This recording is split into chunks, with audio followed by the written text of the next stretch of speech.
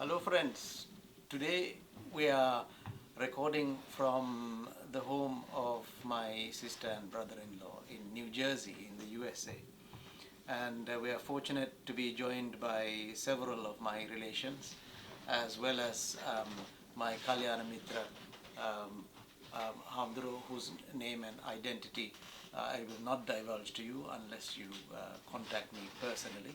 Then I can vet you and make sure it is safe for you to know, because we are going to be tracking some extremely controversial things. Some of the controversial things that we talked about, that we will talk about, you will not believe how controversial they can be.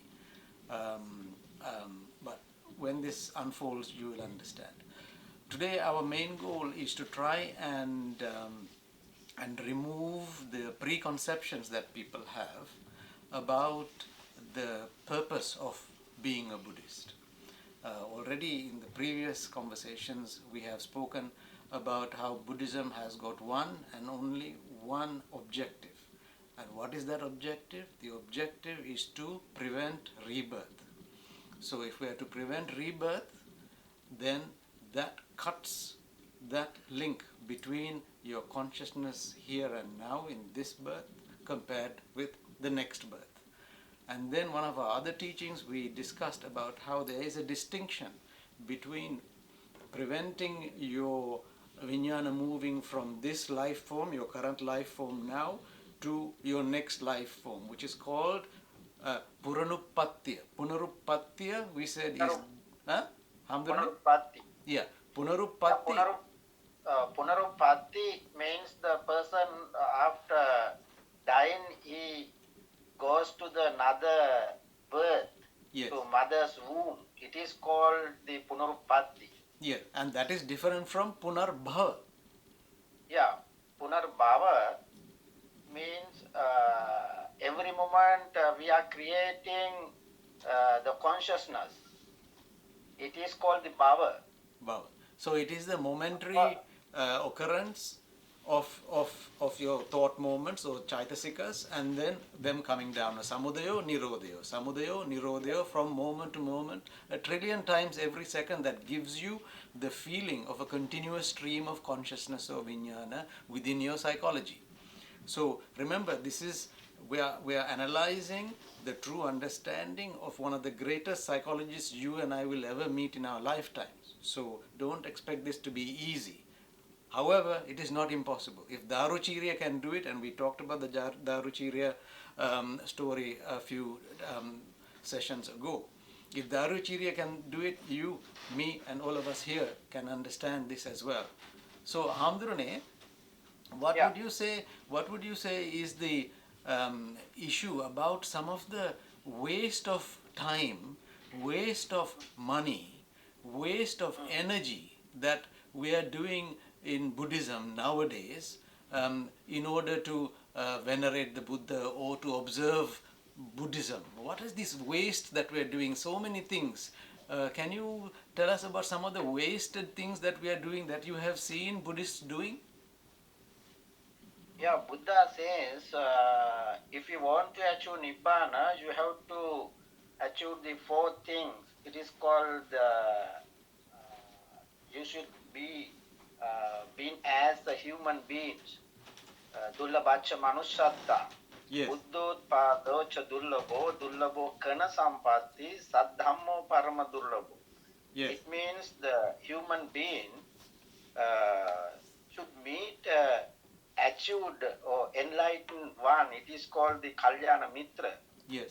When you are meeting a Kalyana Mithra, he explained very simply the what you have to do attain Nibbhana. Yes. Without meeting Kalyana Mithra, you can listen more stories, history and everything, and many sutras, more than 18,000 sutras, we can listen, but Buddha asks, you want to only one sutra or one guidance to achieve the Nibbhana. But when you are meeting a Kalyana Mithra, he explained how we can achieve Nibbhana very simply way. Yes, so you don't have to actually... Main point. Yeah, so the very important point about that is you don't have to learn these Buddhist teachings through 18,000 different sutras in the Tripitaka. You can have a conversation with a Kalyana Mithra, somebody who has true understanding and knowledge of the Buddha's teaching, and from hearing just one or two stanzas into your ear, again is sota, that means sota, Yeah, hearing in sota. your, yeah, Sota means listening. yeah, and from Listening the what you have to listen. It means it should be the Kalyana Mithra explain the simply the way to Nibbhana. It is called the sota. When you are listening that the thing, you can come to the correct path. It means the apana. Apana means come to the correct path. When you are listening the correct dhamma, you can come to the correct path. Without listening correct dhamma, you can't come to the correct path. that is a very good analysis, and also another very controversial point, because see, ladies and gentlemen, friends in the Dhamma, you will know that sotapanna is a word that is coming from the um, meaning of so on. So whether you are saying so on or whether you are saying sotapanna, it is the same thing. Sota Apanna, as my Kalyana Mitra has just explained, Sota is hearing, Apanna is getting onto the right track. So if I listen to the sat nav and then get onto the right track to come out of the highway, then I have done Sota Apanna. But actually, that is not relevant to attaining Nibbhana, unless you come into one of our talks. What I'm saying in quite seriousness is that if you listen to the true teachings of the Buddha Dhamma, not the Buddha Agama, the Buddha Dhamma, and you listen and hear it in such a way that it leads you into the correct track of attaining Nibbana, then you have achieved a state of Sotapanna. That means, let me tell you in Sinhala, ඒ කියන්නේ ඔයා සෝවාන් වෙලා. Remember that? You might think, oh my God, how can I be so on? Just by listening to something and understanding it. Those are two very, very important things. You have to listen, you have to understand. You can read 1,000 books, but you might not get the true value, the interaction of listening. But listening and hearing it from somebody who also understands what they are saying. That you said, Hamdurane, some months ago, that it is a great, great, great disservice to the Buddha's memory if we preach what we are talking about, if we preach the Dhamma without true understanding of the Dhamma. So that is correct, isn't it, Hamdurani? Yeah, Lord Buddha asked for the disciples, you don't try to giving sermons without understanding for the others. When you are preaching Nibbhana without understanding, the listeners are misled by him. Then he asked, without achieve that the position, you can't guide the others. Yes. Nowadays, the people who, without attaining the enlightened, they are preaching Dhamma. They are writing books about the Nibbhana. Yeah. Nowadays, people think about that the Nibbhana, but they are not thinking about Nibbhana. They are preparing to go to the another life, doing some merits. Nowadays, when you are practicing, not the stopping the rebirth, they are preparing for go to the good life after death. Yes. That is the wrong guidance in Buddha's teaching nowadays. Yes. Now, so I can give you an example, dear friends in the Dhamma. Back in 2002, when I was a rich man, I donated 200,000 rupees to a temple in Nigambo when they were building a set of railings around the Chaitya. You can imagine how stupid I was. So I gave them 2 lakhs. What was my intention? What was my volition? What was my objective in giving 200,000 rupees to that temple? Well, it was in order to gather some sort of positive energies. We call it ping or merit in Sinhala. So I wanted to get that ping or merit in order to, I didn't have any specific idea, but in order to try and have even a better life sometime in the future, or maybe go to a Divya Loka, some more heavenly world, but certainly something that will prevent me from becoming, going into a much more lowly life. For example, in my next life, I wouldn't like to come back as somebody who was stupid, who was ugly, or who couldn't do all the lovely things that I'm doing with my physical body, and so on and so forth. So I want to get to a place where I am at least as good as I am now, if not better and more comfortable. So that is the intention of doing ping. So what my Kalyana Mithra is pointing out is that don't try to expect ping and do these good things.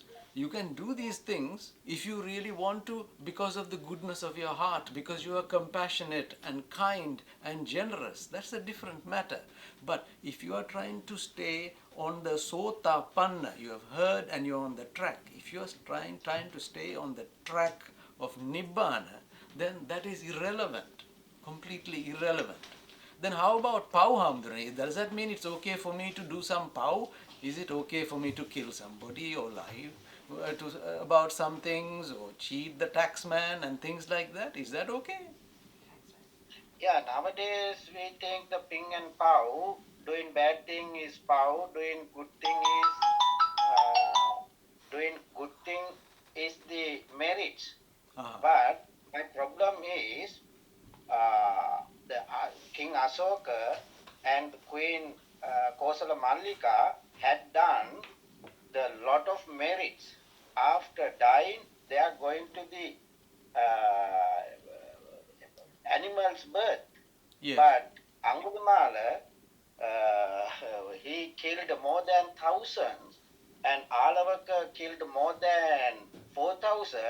They attend Nibbhana. Yes. Then we are not talking about the ping and pow. Buddha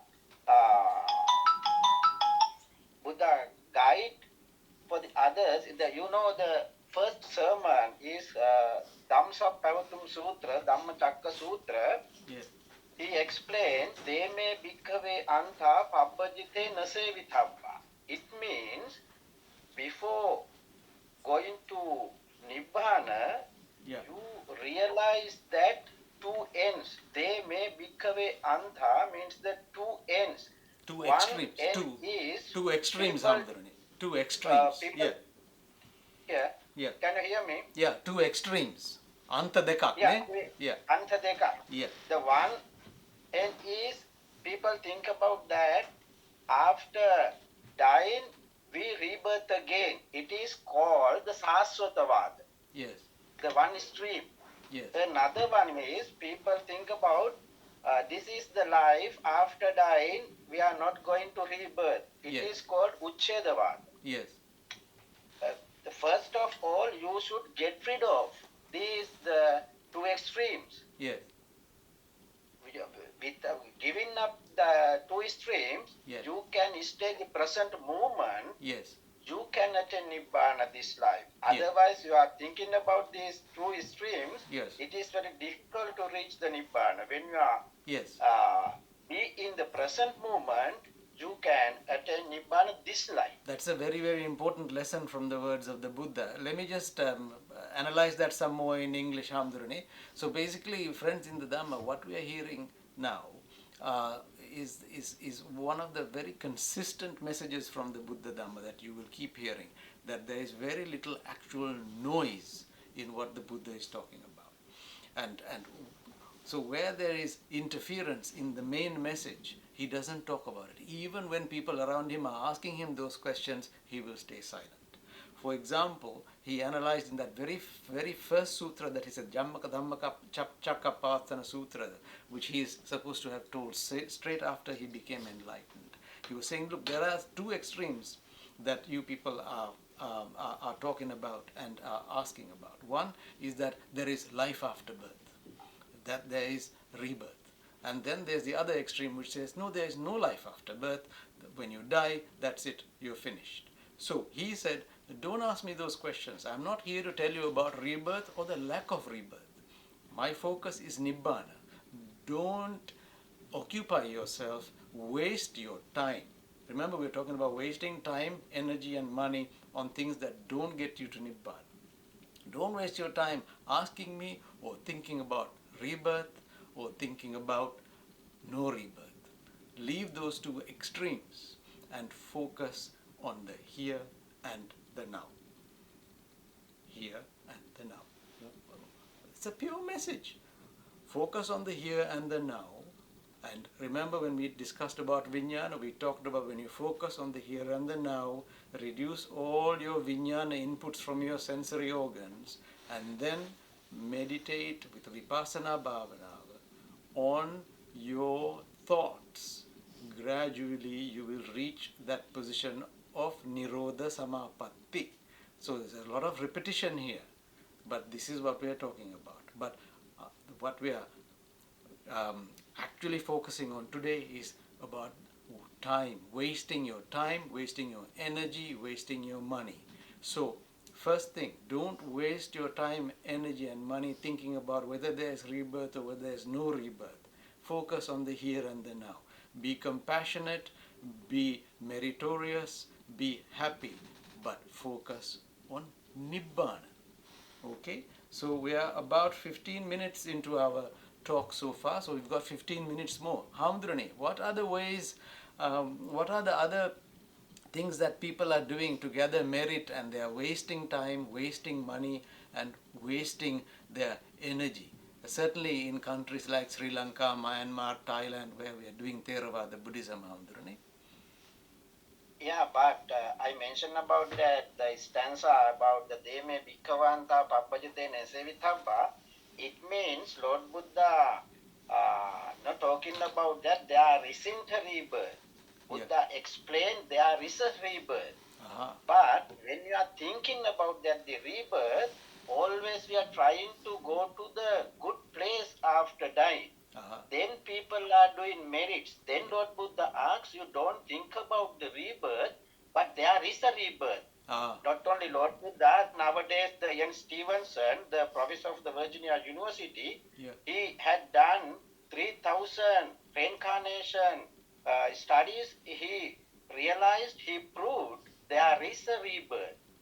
But Buddha talk about that when you are thinking about the rebirth, always you are trying to go to the good place and you're always doing the merit things. Yes. Then Buddha realized the people, all the animal after dying, the rebirth, the father and mother doing the intercourse, the zygote is creating in the womb. After the consciousness gathering to the zygote, it creates the embryo. Yes. Then nowadays no